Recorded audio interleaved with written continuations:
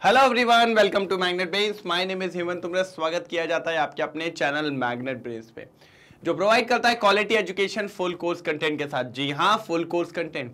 आप सभी जानते हैं मैग्नेट ब्रेन्स के दो चैनल है, magnet brains English medium, magnet brains Hindi medium. अगर मैं मैग्नेट ब्रेन्स इंग्लिश मीडियम की बात करूं तो आप सभी जानते हैं इसमें सारे topic wise NCERT solution, MIQs, MCQs, one shot, crash course, GPP, PYQs सब कुछ कराया जाता है। सर पीवाईक्यूज और डीपीपीज जो होते हैं ना, ये आपकी प्रैक्टिस के लिए करवाया जाता है कि आपकी प्रैक्टिस बहुत शानदार हो जाए, आपकी प्रैक्टिस एक नंबर हो जाए, इसमें कोई भी दिक्कत की बात ना हो, इसीलिए करवाया जाता है A1 तरीके से, शानदार और मजेदार तरीके से। मैंने कहा ठीक है। बाकी फिर अपन बात करते हैं सबसे इंपॉर्टेंट जो होता है, क्या वो होता है सर जी, ई बुक्स, ई नोट्स। बच्चा परेशान होता है नोट्स को लेके कि मुझसे ये नहीं बन रहा, मुझसे वो नहीं बन रहा, मुझसे कैसे बनेगा, मैं छूट गया, मेरे नोट्स नहीं बन पाए। तो वो भी अवेलेबल होता है सर। उसके लिए आपको डिस्क्रिप्शन बॉक्स में जाना पड़ेगा, एक लिंक पे क्लिक करना पड़ेगा और सीधे अपने नोट्स को उठा लेना चाहिए। कोई दिक्कत की बात वहां पर आपको देखने को नहीं मिलने वाली है। हमने कहा ठीक है sir, A1 thank you so much. फिर हम बोलते हैं कि मैग्नेट ब्रेन्स का एक और चैनल है जिसका नाम है मैग्नेट ब्रेन्स हिंदी मीडियम, जिसमें आपको 100% क्वालिटी एजुकेशन दी जाती है। क्लास 6 से लेकर 12 तक की एजुकेशन होती है, शानदार और मजेदार तरीके से। कोई दिक्कत की बात वहां पर देखने को नहीं मिलेगी। मैंने कहा भाई नहीं मिलेगी, नहीं मिलेगी, नहीं मिलेगी, बिल्कुल नहीं मिलने वाली है। कोई दिक्कत की बात नहीं है, ठीक है। जो सेगमेंट इंग्लिश मीडियम में है वही सेगमेंट हिंदी मीडियम में करवाया जाता है। ई बुक्स, ई नोट्स, उसकी लिंक भी आपको डिस्क्रिप्शन बॉक्स में मिल जाती है। सीबीएसई बोर्ड के साथ 4 स्टेट बोर्ड को कवर करते हैं हिंदी मीडियम में, MP board, Bihar board, Rajasthan board और यूपी बोर्ड। इन सब को कवर किया जाता है शानदार और मजेदार तरीके से। कोई दिक्कत की बात यहां पर नहीं आने वाली, ठीक है। डन, चालू करें। कहानी कहां तक पहुंच चुकी थी sir ji? Structure of atom. मैं तो क्या ही रहा हूं सर, तूफान मचेगा सर। स्ट्रक्चर ऑफ एटम में एनसीईआरटी एग्जाम्पलर ये चल रहा है। पहला चैप्टर हो गया था भैया, पहला चैप्टर मजा आया तो एक बार फायर वाला इमोजी हो जाए कमेंट सेक्शन में, दिल वाला इमोजी हो जाए कमेंट सेक्शन में कि सर मजा आ गया फर्स्ट चैप्टर में। अब सेकंड चैप्टर का टाइप 1 भी कल जा चुका है। मैंने देखा था बच्चे लोग के कमेंट आए थे कि सर मजा आ रहा है, सर एक नंबर लग रहा है। मैंने कहा ठीक है। तो मल्टीपल चॉइस क्वेश्चन में टाइप 2, मल्टीपल चॉइस क्वेश्चन में टाइप 2, ये बात मान के चलिए, ये अपन को देखना है टाइप 2। सर मजा आएगा। मैंने आपको एक चीज बताई थी कि इसमें क्या होते हैं, एक चीज समझो। टाइप 1 में प्योरली एमसीक्यू होते हैं विथ 1 करेक्ट आंसर, लेकिन एमसीक्यू वाले जो टाइप 2 होता है इसमें मोर देन 1 आंसर्स हो सकते हैं। मैंने कहा था ये पता है किसका पैटर्न है? जेईई एडवांस का पैटर्न है, जिसमें एक से ज्यादा करेक्ट ऑप्शंस भी हो सकते हैं। ये क्वेश्चन सबसे तगड़े होते हैं सर, इनको लगा डाला तो लाइव झिंगा लाला होता है, ठीक है। तो मैंने कहा ना सर, हर पैटर्न जो हमारे कॉम्पिटिटिव एग्जाम्स में फॉलो किया जाता है वो सब एनसीईआरटी का पार्ट होता है। एनसीईआरटी का पार्ट एनसीईआरटी एग्जाम्पलर भी है, क्योंकि ये उसकी गाइड कहलाती है जो बहुत जरूरी होती है। तो चलो भैया स्टार्ट करते हैं। अब देर कैसी सर, निपटाते हैं टाइप 2 को। टाइप 2 छोटा होता है। पता है टाइप 2 छोटा क्यों होता है? इसके पीछे भी रीजन है, क्योंकि आपके स्कूल बोर्ड एग्जाम्स में या स्कूल एग्जाम्स में ये वाले क्वेश्चंस आपको नहीं देते हैं, लेकिन ये भी इंपॉर्टेंट है, इसलिए इसको ध्यान देना है। 4 से 5 क्वेश्चंस इसमें रखे जाते हैं, कोई दिक्कत के बिना पे, कोई प्रॉब्लम की बिना पे करे जाते हैं। ये देखिए पहला क्वेश्चन, ये देखिए पहला क्वेश्चन, जल्दी नोट डाउन करेंगे, जल्दी जल्दी जल्दी सोचेंगे, जल्दी जल्दी जल्दी जल्दी सोचने वाले, कोई दिक्कत की बात यहां पर नहीं आने वाली है। पहले क्वेश्चन पे मजेदार, शानदार, लाजवाब, क्या बोलती पब्लिक? जल्दी जल्दी जल्दी, बहुत ही बढ़िया, कोई दिक्कत की बात तो नहीं है। देखिए सर कैसे आपको पहचानता हूं। Identify the pair which are not of isotope. जो आइसोटोप्स नहीं होते। पहली बात तो आइसोटोप्स क्या होते हैं सर? सर आइसोटोप्स क्या होते हैं? आइसोटोप्स आर जिनका same atomic number but different atomic mass. Same atomic number but different atomic mass, ये होता है, ठीक है। Same atomic number but different atomic mass, इनको अपन कहते हैं आइसोटोप्स। हमने कहा ठीक है सर। अब अपन सब जानते हैं ये जो नीचे वाले होते हैं वो सेम एटॉमिक, ये नंबर्स होते हैं ये, और ये एटॉमिक मास। तो देखिए एटॉमिक मास अलग है लेकिन एटॉमिक नंबर सेम है, मतलब ये आइसोटोप्स हैं। यहां देखिए एटॉमिक नंबर सेम है लेकिन एटॉमिक मास अलग है, ये भी आइसोटोप्स हैं, लेकिन इसमें देखिए एटॉमिक नंबर अलग है, इसमें भी देखिए एटॉमिक नंबर अलग है। तो बिल्कुल सही बात है सर, मेरे हिसाब से सी और डी आंसर है, क्योंकि उसने पूछा है not isotopes, not of isotopes, कौन से आइसोटोप्स नहीं है, तो मेरे हिसाब से तो आइसोटोप्स यही नहीं होंगे। बाकी आप लोग क्या बोलते हो एक बार कमेंट सेक्शन में बताओ। मेरे हिसाब से तो सी और डी आइसोटोप्स नहीं है, मेरे हिसाब से तो सी और डी आइसोटोप्स नहीं है। देख लीजिए भैया, फटाफट स्क्रीनशॉट लेंगे तभी मजा आएगा, फटाफट स्क्रीनशॉट लेंगे तभी मजा आएगा, बिल्कुल। चलिए, बहुत इजी क्वेश्चन था। देखो लिखा है इन द फॉलोइंग क्वेश्चन 2 और more options may be correct. हो सकता है, जरूरी नहीं कि है ही, मे बी करेक्ट 2 हो सकते हैं या तो एक भी हो। चलो सर ये आ जाओ। Out of the following pair of electrons identify the pair of electron present in degenerate orbitals. पहली बात तो डीजेनरेट ऑर्बिटल्स क्या होती है सर? जो जैसे लेट सपोज मैं आपको एक एग्जांपल देता हूं कि जब आप पढ़ोगे 12th में एक चैप्टर है D and F block, D and F block करके एक चैप्टर मिलेगा, उसके अंदर हम पढ़ते हैं क्रिस्टल फील्ड स्प्लिटिंग। तो उसमें हमारे पास होती है पूरी की पूरी डी सबशेल, ये, और डी सबशेल में आप जानते हो कितनी ऑर्बिटल्स पाई जाती है? 5। ये तो ये जो पूरा का पूरा एक सेट है, इसको अपन कहते हैं डीजेनरेट ऑर्बिटल्स। क्या कहते हैं इसको? Degenerate orbitals. मतलब एक ही सबशेल की है।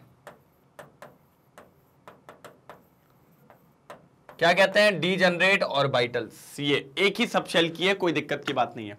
अब उसने बोला कि out of the following pair of electrons identify the pair of electron present in degenerate orbitals. आपको 4 क्वांटम नंबर्स दे दिया हर इलेक्ट्रॉन के, आपको पता लगाना है ऐसे कौन से 2 इलेक्ट्रॉन्स है जो इन्हीं ऑर्बिटल्स में पाए जाएंगे। हमने कहा ठीक है सर, कोई दिक्कत की बात नहीं है, देख लेंगे। हमने कहा देख लेंगे, कोई दिक्कत की बात नहीं है। पहले आ जाओ सर, 3 का मतलब थर्ड, L2 का मतलब 2 कैसे निकालेंगे? L कैसे निकालते हैं? S P D F। L की वैल्यू 0 1 2 3। अगर आप देखें तो ये 3 और L कितना है? 2 है, 2 है तो 3D हो जाएगा भैया। क्या हो जाएगा? 3D हो जाएगा। मतलब ये 3D दिया हुआ है, यहां लिखता हूं। ये भी कितना दिया हुआ है? 3D दिया हुआ है। अब जरा बात को समझना, 3D मतलब पक्की बात है कि ये दोनों इलेक्ट्रॉन इसी के अंदर की बात हो रहा है, क्योंकि मैं भी D के अंदर की बात कर रहा हूं और मान लो 3D सबशेल है। लो भैया, डीजेनरेट ऑर्बिटल में मैंने इसको 3D मान लिया। अब अगर आप यहां से देखो तो ml की वैल्यू अलग अलग है। ml बोले तो ऑर्बिटल्स की वैल्यू। अब अपन जानते हैं इसकी ऑर्बिटल्स की वैल्यू क्या होगी? मान लो -2 -1 0 +1 +2। ठीक है। अब अगर आप देखें तो कहां कहां का इलेक्ट्रॉन है? वो इलेक्ट्रॉन है -2 का, मतलब वो इलेक्ट्रॉन इसके अंदर है।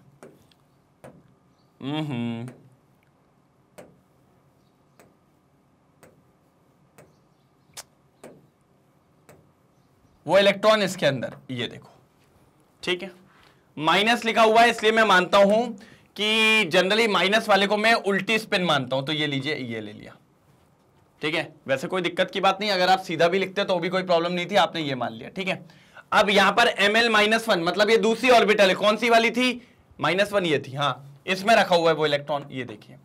तो सर ये वाला जो आपको बोल रहे हैं दोनों, ये दोनों इलेक्ट्रॉन जो है वो एक ही डीजेनरेट ऑर्बिटल के, देख लीजिए आप, क्योंकि इनका शेल सेम है, सबशेल सेम है, बस ऑर्बिटल अलग है। और हम जानते हैं कि भैया सबशेल के अंदर ऑर्बिटल्स आपके पास कई अलग अलग हो सकती हैं, और डीजेनरेट ऑर्बिटल्स के अंदर अगर 3D की बात करूं मैं तो 3D में टोटल 5 ऑर्बिटल्स होती हैं।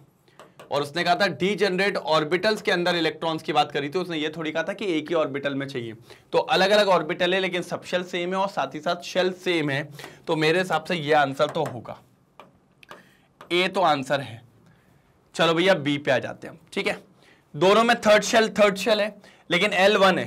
L1 बोले तो 3p, तो ऊपर वाला 3p और यहां 2 है तो ये 3d। लो भैया, इलेक्ट्रॉन अलग चला गया।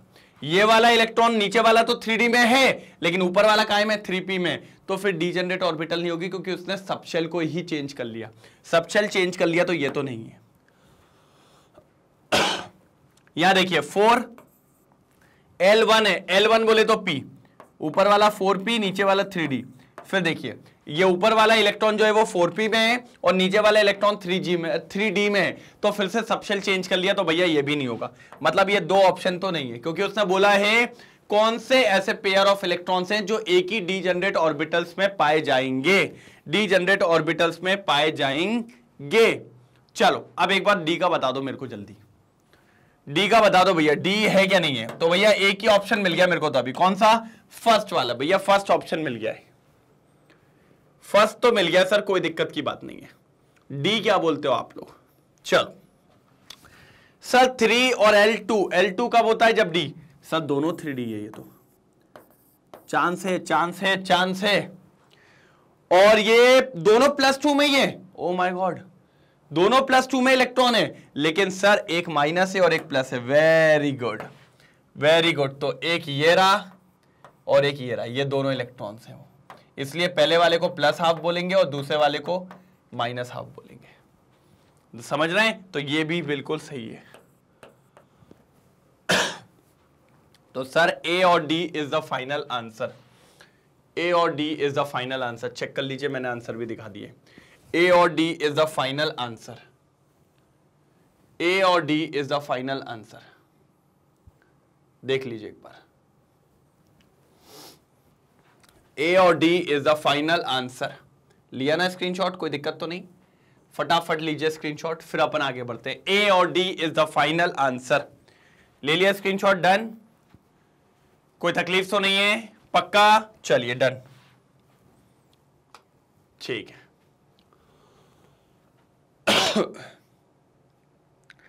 Which of the following sets of quantum number are correct?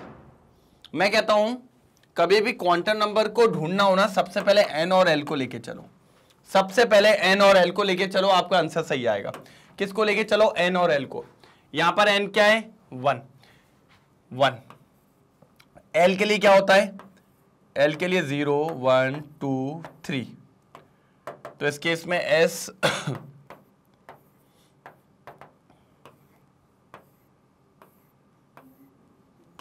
ये, ठीक है। अब पहला वाला केस 1, ठीक है। यहां पर L कितना है? 1। L1 कब होगा? जब P होगा। तो भैया ये आ गया 1P। और पहली बात तो सर ये पॉसिबल नहीं है। क्यों? क्योंकि मैंने आपको एक रूल पढ़ाया था, N कभी भी L के बराबर नहीं हो सकता, N कभी भी L के बराबर नहीं हो सकता। और फर्स्ट वाले में यही है, तो वो तो गया। और भी कोई किसी के पास है क्या? नहीं। और सर जब बराबर नहीं हो सकता तो N तो कभी छोटा भी नहीं हो सकता L से, है ना? हमेशा n बड़ा रहेगा। तो लास्ट वाला देखो जरा, वो भी पॉसिबल नहीं है। आप तो करके देख लो भाई, 4 को और कुछ नहीं, ये और B और C चेक करो। अब B क्या है? 2, ठीक है। यहां पर L क्या है? 1 1 कब होता है? P। सर 2P होती है हमारे पास, 2P होती है, कोई दिक्कत की बात नहीं है। फिर यहां देखिए 3, हमने कहा ठीक है। L कितना है? 2, L2 मतलब D। सर 3D होती है हमारे पास, बिल्कुल, इसीलिए ये दो ही लोग आपको पाए जाएंगे और कुछ नहीं। फिर अगर आपसे बोले ये तो L हो गया, इसका ML निकाल के बताओ, तो मैंने कहा ML क्या पढ़ा था आपने? +L2 -L पढ़ा था कि नहीं पढ़ा था? L की वैल्यू क्या थी 2P में? 2P में L की वैल्यू 1 थी, तो ये आएगा +1 0 -1। चेक करिए ML यही दिया है कि नहीं दिया है? हाँ +1 दिया है। +1 मतलब इसकी एक वैल्यू है, कोई दिक्कत नहीं। इसका निकालो ML क्या होता है? +L2 -L। L कितना है इस केस में? 2। तो +2 +1 0 -1 -2, यही होगा क्या नहीं? चाहो तो उल्टा भी लिख सकते थे, -2 -1 0 +1 +2। अब देखो क्या वैल्यू दी है? -2 दी है। क्या इनमें से कोई -2 है? है, बिल्कुल। तो ये भी सही है। तो फाइनली आपके पास दो आंसर है, B और C। फाइनली आपके पास दो आंसर है, B और C। जल्दी देखो भाई, ये सब लिखना है। मैं आपको करवाता हूं ना, साइड हटने का कारण मेरा यही है कि आप लोग बढ़िया तरीके से स्क्रीनशॉट ले लो, क्योंकि सर गलती नहीं होनी चाहिए, गलती की माफी नहीं है, क्योंकि फिर जल्दी गलती की माफी नहीं है, बिल्कुल। चलो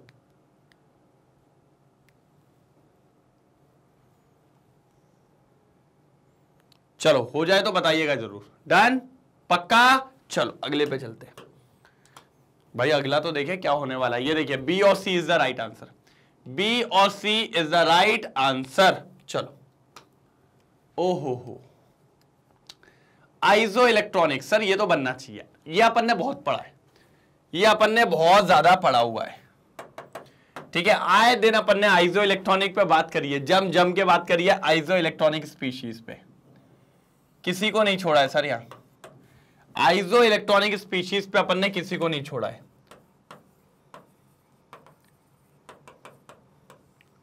किस पे? आइजो इलेक्ट्रॉनिक स्पीशीज पे अपन ने किसी को नहीं छोड़ा है, सबको मारा है रगड़ रगड़ के। चलो भैया, सोडियम प्लस, सोडियम प्लस, तो भैया देखिए सोडियम का एटॉमिक नंबर कितना होता है? सर सोडियम का एटॉमिक नंबर होता है 11, तो कंफर्म है कि उसके पास नंबर ऑफ इलेक्ट्रॉन भी कितने होंगे? 11 होंगे। लेकिन सर एक चला गया, तो अब उसके पास बचे 10 इलेक्ट्रॉन। मैंने कहा ठीक है। मैग्नीशियम 2+,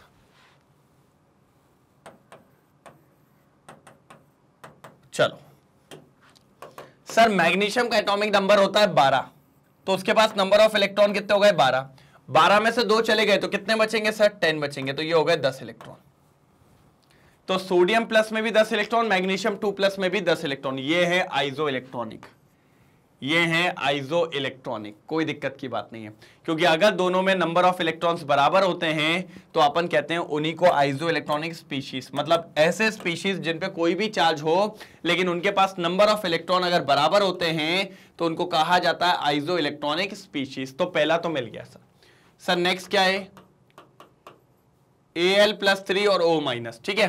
अब आप बताओ एल्यूमिनियम के पास, एल्यूमिनियम का एटॉमिक नंबर क्या होता है सर? 11, 12, 13, तो उसके पास 13 इलेक्ट्रॉन होंगे। लेकिन सर 3 इलेक्ट्रॉन चले गए, प्लस का मतलब चले गए, तो -3 हो जाएगा, तो टोटल इलेक्ट्रॉन जो बच रहे हैं वो बचेंगे 10 इलेक्ट्रॉन। हमने कहा ठीक है। कितने बचेंगे? 10 इलेक्ट्रॉन। हमने कहा बिल्कुल ठीक है, एकदम बोले तो झकास तरीके से सही बोल रहा हूं। अब ऑक्सीजन को आते हो। सर ऑक्सीजन का atomic number? Sir hydrogen, helium, lithium, beryllium, boron, carbon, nitrogen, oxygen, मतलब ऑक्सीजन बोले तो 8 हो रहा है सर, 8 हो रहा है, 8 हो गया। लेकिन उसने माइनस मतलब इलेक्ट्रॉन का गेन किया, तो 1 इलेक्ट्रॉन गेन किया क्योंकि माइनस अकेला लगा है, तो इसके पास हो रहा है 9 इलेक्ट्रॉन। सर Al3+ के पास 10, O- के पास 9, इलेक्ट्रॉन बराबर नहीं है, मतलब ये लोग आइजो इलेक्ट्रॉनिक नहीं है, आइजो इलेक्ट्रॉनिक नहीं है। मैंने कहा ठीक है। ठीक है, अब आ जाओ Na+ और O2-। चलो अभी आपको मैंने बताया था Na का एटॉमिक नंबर 11, 11 में से 1 गया, कितने बचेंगे? जल्दी बोलो सर। सर 10 बचेगा, बेचारे का 1 लुट गया। ऑक्सीजन होता है 8, 8 में 2 और आ गए, कितने हो जाएंगे? 10। सर चेक करो, दोनों के नंबर ऑफ इलेक्ट्रॉन्स बराबर है, दोनों के नंबर ऑफ इलेक्ट्रॉन बराबर है, मतलब भैया आइजो इलेक्ट्रॉनिक स्पीशीज, मतलब भैया आइजो इलेक्ट्रॉनिक स्पीशीज। अब लास्ट वाला चेक कर लो, कहीं वो भी तो सही नहीं है। आ जाओ, N-3 और Cl-। नाइट्रोजन कितना होता है सर जी? 7, 7 में 3 आ गए, कितने हो जाएंगे? 10 इलेक्ट्रॉन। क्लोरीन कितना होता है सर जी? 17, 17 में 1 आ गए, कितने हो गए? 18। सर 10 इलेक्ट्रॉन 18 इलेक्ट्रॉन कोई तालमेल नहीं है, इसलिए फाइनल आंसर है ए और सी। चेक कर लीजिए, फाइनल आंसर है ए और सी। सर चेक कर लीजिए, फाइनल आंसर है ए और सी, जल्दी फाइनल आंसर है ए और सी, जल्दी जल्दी जल्दी। इसका स्क्रीनशॉट भी लेते हुए चलेंगे, स्क्रीनशॉट लेना बहुत जरूरी है, जल्दी हो जाए तो बताइएगा जरूर। ए और सी भैया, ए सी क्लियर है, ठीक है, डन।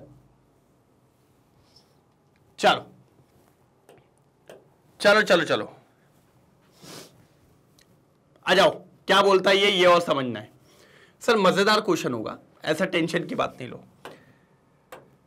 कह रहा है which of the following statement concerning the quantum numbers are correct, कि क्वांटम नंबर्स करेक्ट है, कौन सा ये स्टेटमेंट्स को जस्टिफाई करेगा।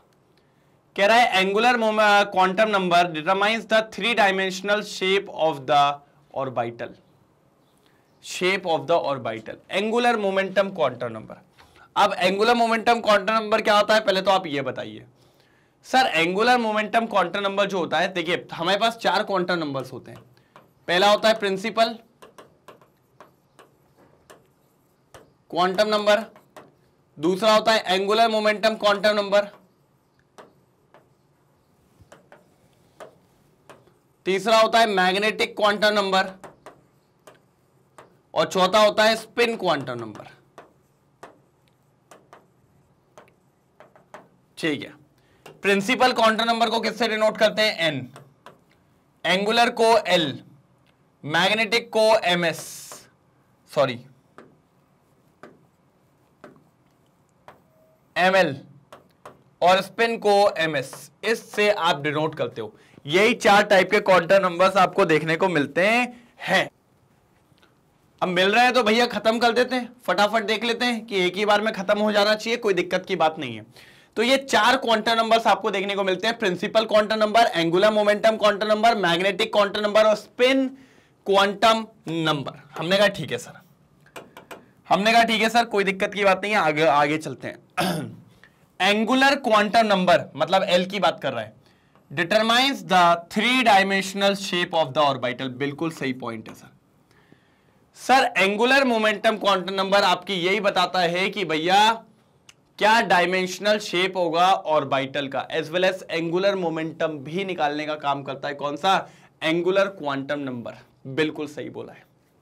आगे, the principal quantum number determines the orientation and energy of the orbital. नहीं सर, वो पूरी एनर्जी ऑफ द शेल बताएगा, number of electrons in the shell बताएगा, और वो सारी बातें शेल के बारे में करता है।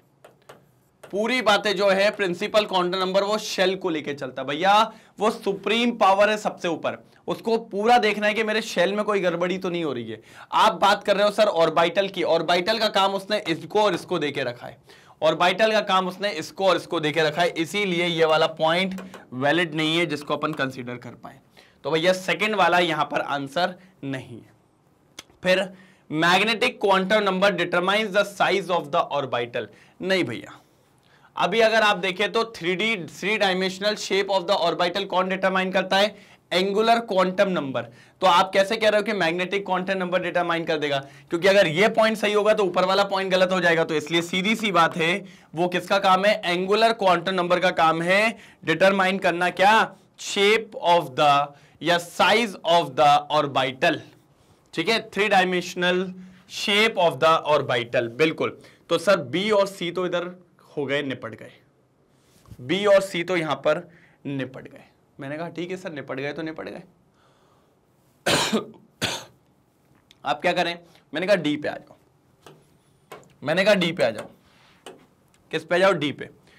Spin quantum number of an electron determines the orientation of the spin of electron relative to the chosen axis. बिल्कुल सही बोल रहा है सर। ये जो लास्ट वाला होता है, इसका काम ही होता है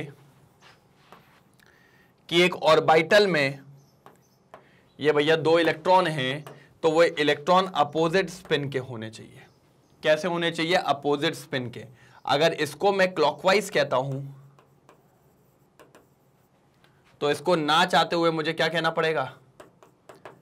एंटी क्लॉकवाइज। अगर वो क्लॉकवाइज है तो ये क्या है? एंटी क्लॉकवाइज है। इसी को अपन कहते हैं स्पिन क्वांटम नंबर, जो अपन को देखने को मिलता है। तो डी पॉइंट भी हर एक पहलू में सही है। तो ए और D is the final answer. देख लीजिए आंसर्स भी आ गए। A D is the final answer. तो भैया इस बार आंसर है ए डी। ओ एडी एडी एडी, जल्दी स्क्रीनशॉट कर लीजिए। A D is the final answer. A D is the final answer. कोई तकलीफ की बात यहां तक नहीं हुई है। एडी हो गया भैया, एडी। ठीक है, एडी हो गया, A D A D A D A D A D A D A D, कोई दिक्कत की बात नहीं है। डन। बढ़े आगे, आगे बढ़ जाए। चलो, मजा आएगा। अब मजा आएगा बहुत तरीके से। चलो। ओह, मैंने कहा था ना बेटा इसमें कम क्वेश्चंस हैं, इसमें सिर्फ 5 ही क्वेश्चंस हैं। ये जो होते हैं ना एक से ज्यादा करेक्ट आंसर वाले, एक से ज्यादा सही आंसर वाले, मतलब एमसीक्यूज के अंदर, तो वो आपको कम क्वेश्चन ही मिलने वाले भैया, वो एक अव्वल दर्जे वाले क्वेश्चंस में आ जाते हैं ये, मतलब दिमाग घुमा देते हैं। क्योंकि अपन को जब भी बोला जाता है ना एक से ज्यादा आंसर सही है, तो अपन को लगता है सारे आंसर सही है, लेकिन ऐसा होता नहीं है, बिल्कुल नहीं होता है। तो पांचों के पांचों क्वेश्चन मेरे हिसाब से आपको समझ में आए होंगे। अगर नहीं आए तो कोई भी डाउट हो कमेंट सेक्शन में लिख दीजिए, और अगर सब बढ़िया लगा हो तो बोलते एकदम फायर वाला इमोजी, सर चमक गया, जल्दी डालना भैया। कमेंट सेक्शन में आना चाहिए सर चमका, बिल्कुल चमका क्या नहीं चमका, बिल्कुल चमका ना, बिल्कुल सर क्यों नहीं चमकेगा, क्यों नहीं चमकेगा सर, चमका दिया, कोई दिक्कत की बात यहां पर नहीं है। आप सभी जानते हैं मैग्नेट ब्रेन्स के दो चैनल है, एक इंग्लिश मीडियम एक हिंदी मीडियम। सीबीएसई बोर्ड और दिल्ली बोर्ड दोनों कवर करवाया जाता है इंग्लिश मीडियम पे, हिंदी मीडियम पे Bihar board, UP board, MP board, Rajasthan board, इसके साथ सीबीएसई बोर्ड को भी कवर करवाते हैं। साथ ही साथ वैदिक maths, crash course, spoken English ये भी चलता है, कोई दिक्कत की बात नहीं होती है।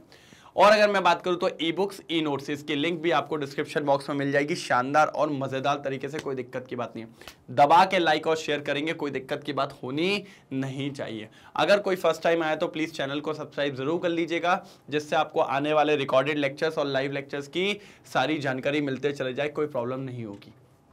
सर रेगुलरली आपको 11-12 के रिकॉर्डेड लेक्चर्स भेज रहा हूं, as well as live sessions भी ले रहा हूं कि आपको कहीं दिक्कत ना आए। पूरी केमिस्ट्री एक नंबर सॉलिड होनी चाहिए, ठीक है। तो कल मिलेंगे इसी के आगे एनसीईआरटी एग्जाम्पलर में टाइप 3।